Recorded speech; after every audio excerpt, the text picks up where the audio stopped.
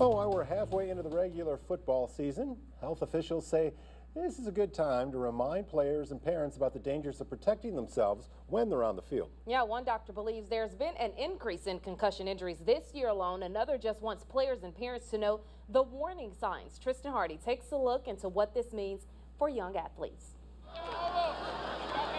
During the course of this season, it's safe to say you'll see more players getting injured. Playoffs only a month away, concussions are something doctors want players to be on the lookout for. I think there may have been a slight tick up in the number of concussions I've seen. So far, Dr. Jerry Schwarzbach has treated 20 athletes this year for brain injuries. It's important to maintain that and kids to get checked out and make sure things are okay as far as before they get back into play. At least one study by the Institute of Medicine shows high school football players suffer 11 concussions for every 10,000 games and practices. That's compared to college players who suffer 6 concussions for every 10,000 games and practices. We are very protective of players. We want them healthy, and we're going to take care of them. Schools like TK Gorman say their #1 priority is the safety of its players. That's why they've equipped them with special padded helmets. So far this football season, only 3 players are under the concussion protocol.